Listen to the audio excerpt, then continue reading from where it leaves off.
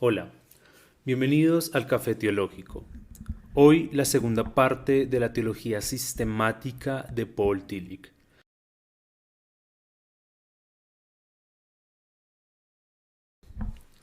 En el primer video señalamos que para Tillich la teología es una actividad de la Iglesia, cuyo propósito es cumplir una de las funciones de la Iglesia. Por ahora podemos establecer un esquema doble. Por un lado está la función pastoral de la Iglesia, que aborda las realidades sociales, políticas, psicológicas, económicas, familiares, etc., de los individuos y las comunidades. Por otro lado está la función teológica, en donde la Iglesia confronta la interpretación general de la existencia que hace una generación frente al mensaje del Evangelio.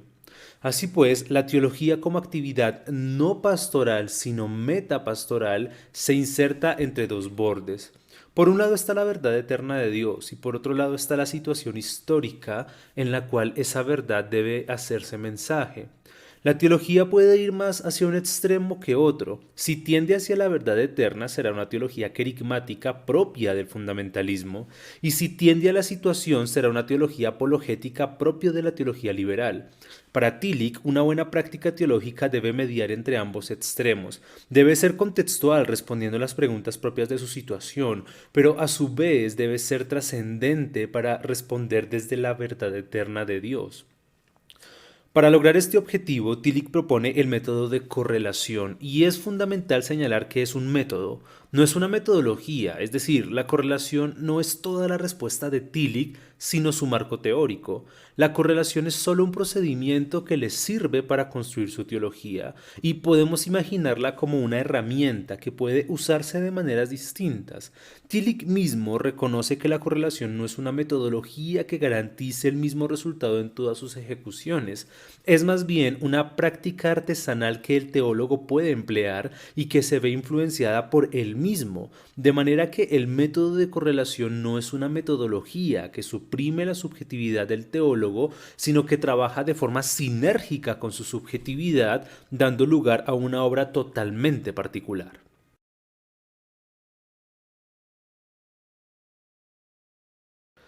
Al igual que en las páginas anteriores, Tillich comienza por establecer dos grandes postes en medio de los cuales tiende una cuerda. Establece en un extremo las teologías que pretenden hacerse desde la evidencia al estilo de las ciencias empíricas, es decir, inductivamente. En el otro extremo, las teologías que pretenden derivarse de uno o unos principios universales al estilo de la matemática.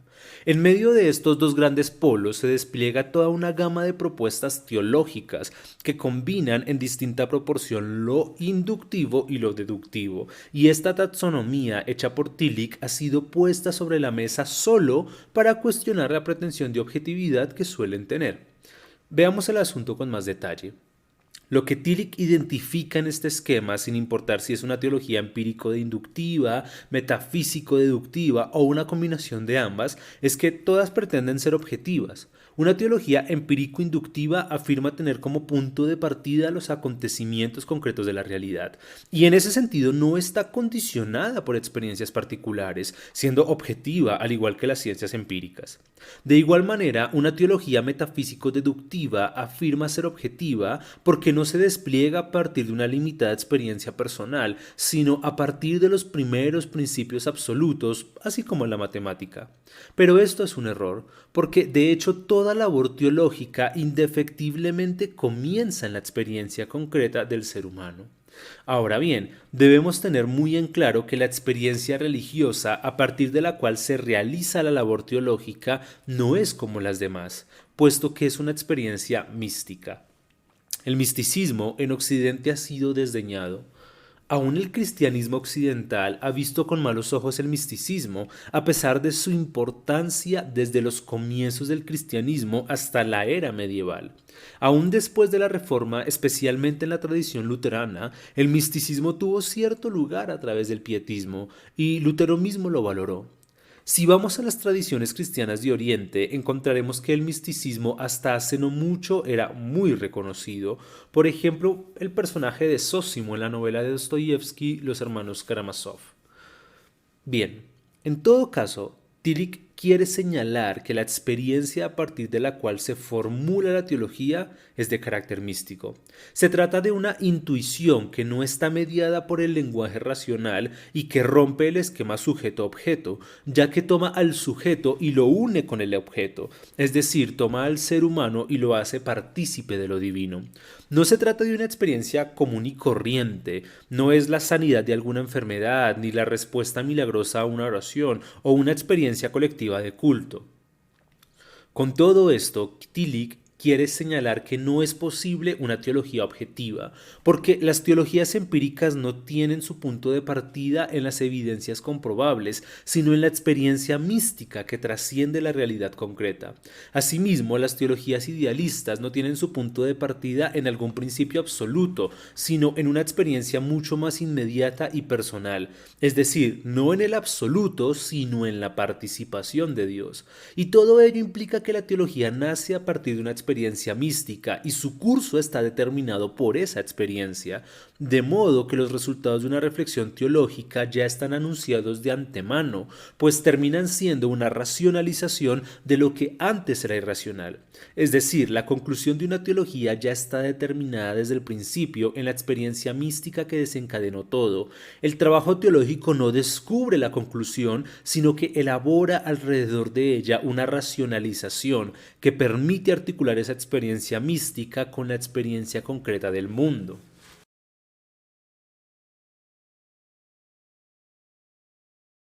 Tillich procede a describir los dos criterios que le permiten distinguir lo teológico de lo no teológico. Todo aquello que cumpla estos dos criterios es asunto de la teología. Todo aquello que no los cumpla corresponde a otras disciplinas. Tillich los presenta textualmente así. El objetivo de la teología es aquello que nos preocupa últimamente. Solo son teológicas las proposiciones que tratan de un objeto en cuanto puede convertirse para nosotros en objeto de preocupación última. Nuestra preocupación última es aquello que determina nuestro ser o no ser. Solo son teológicas las proposiciones que tratan de un objeto en cuanto puede convertirse para nosotros en una cuestión de ser o no ser.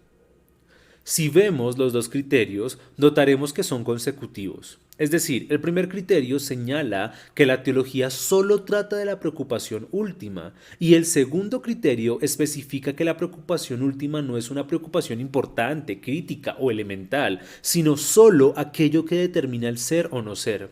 Claro, en este punto puede sonar a chino, entonces vamos a explicarlo con más detalle.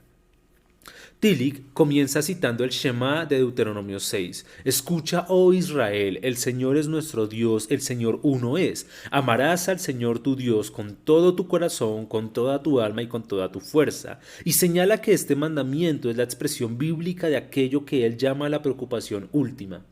Existen preocupaciones de las que uno puede escapar. Si hay crisis en la casa, uno puede evadirlas en el trabajo y viceversa. Podemos intentar olvidarnos de las preocupaciones laborales en el hogar. Podemos intentar olvidar la crisis del mundo preparando un plato en nuestra cocina. También podemos olvidar que quemamos la cena yendo a comer a un restaurante.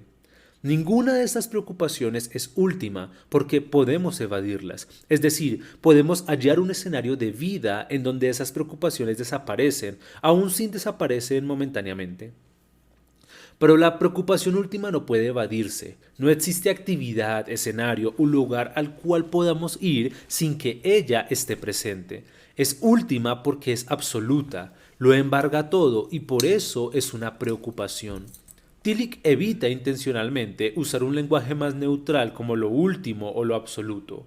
Decide más bien hablar de preocupación para demostrar que eso último no es algo que podamos tratar objetivamente, sino que es algo crítico porque de ello depende toda nuestra realidad, nuestro ser o no ser. Ahora bien, podríamos pensar entonces que las preocupaciones últimas tienen que ver con la existencia, de manera que las preocupaciones sobre una guerra nuclear son últimas porque tienen que ver con nuestra supervivencia. Pero Tillich dice que no, pues nuestra existencia física constantemente se ve amenazada por cosas que no nos preocupan.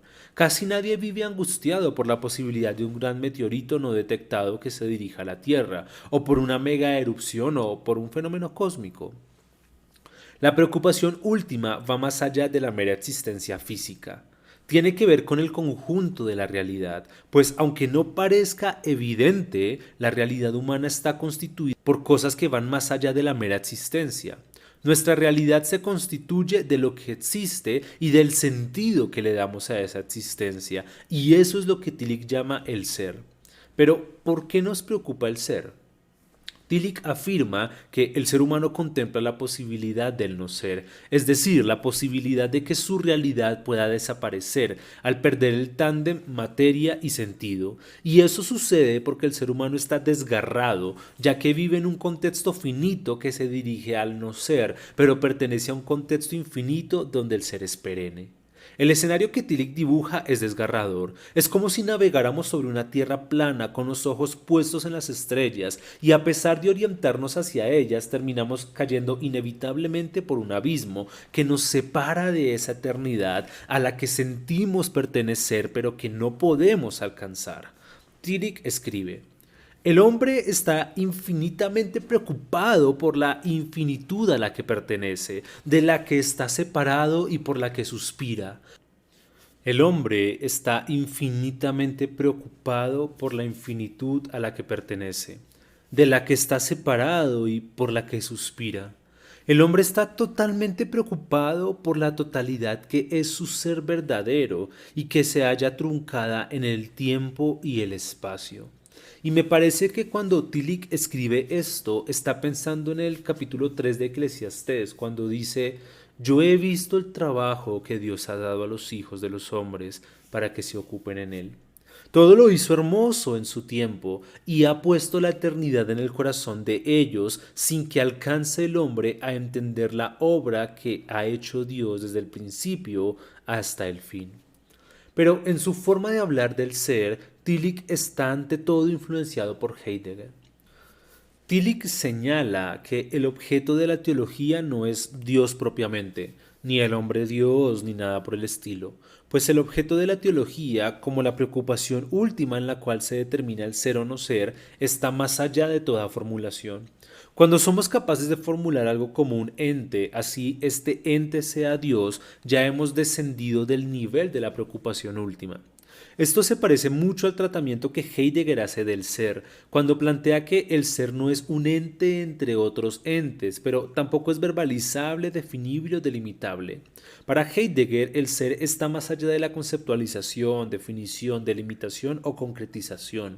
El ser se desvela y al mismo tiempo se oculta, se manifiesta sin mostrarse del todo y se oculta sin desaparecer por completo. Asimismo, Tillich afirma que la preocupación última no puede ser definida o identificada por completo.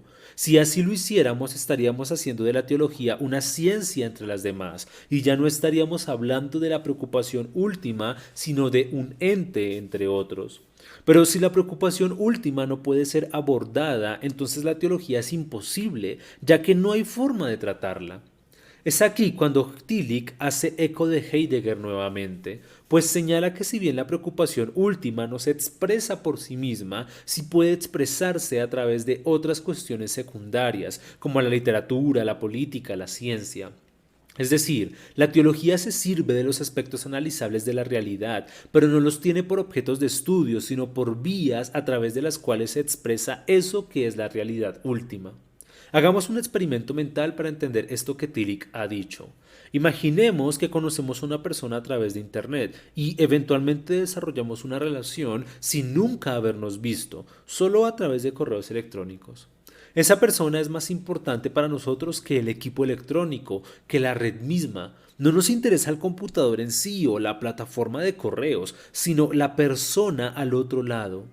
Sin embargo, no podemos comunicarnos con ella directamente. Todo lo que podemos hacer es relacionarnos indirectamente. Pues bien, así es como Tillich entiende la teología, ya que no podemos tratar directamente esa preocupación última, sino solo a través de cuestiones secundarias con la capacidad de expresar de una u otra forma esa preocupación última.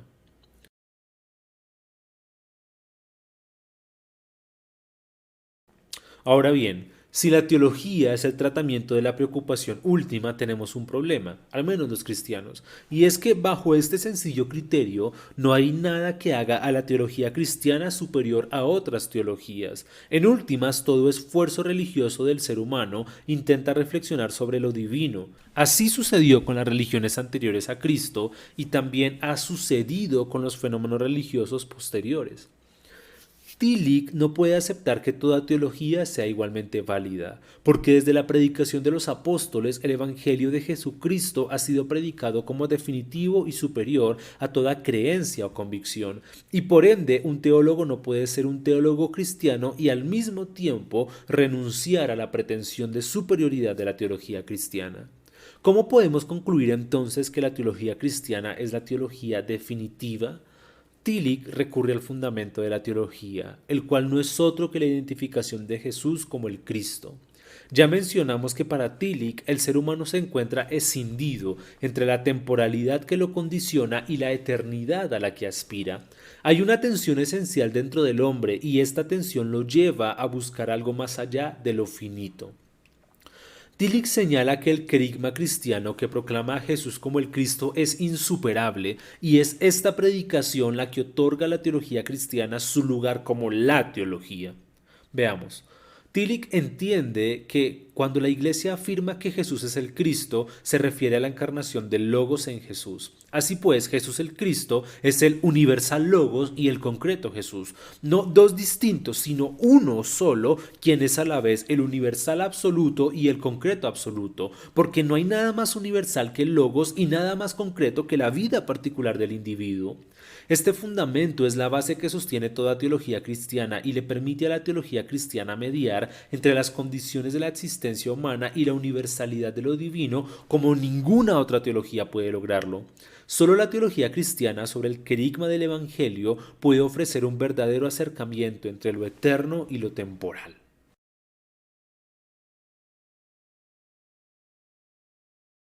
¿Tener un título en teología hace a alguien teólogo? Esa es una pregunta que se suele aplicar para las humanidades y que no funciona con otras ciencias o disciplinas. Nadie discute que un graduado en matemáticas sea un matemático o que un graduado en ingeniería sea un ingeniero, pero sí sucede que no todo graduado en literatura es un literato, no todo graduado en artes es un artista, no todo graduado en filosofía es filósofo y no todo graduado en teología es teólogo. Tillich ya señala esto cuando plantea que el teólogo no es quien ha realizado sus estudios en el campo y domina el corpus conceptual y metodológico de la teología como disciplina. El teólogo no puede hacerse en una facultad, sino solo en medio de la angustia que supone pararse en las fronteras de la temporalidad humana y lanzar una mirada a Dios que está más allá. En un mundo de profesionales titulados, la Iglesia y los líderes debemos recordar que el teólogo no se hace con el título. Solo quienes se sientan a mirar lo infinito y soportan la angustia de la eternidad pueden ser llamados teólogos, y Tillich dice también que nadie puede darse a sí mismo ese título.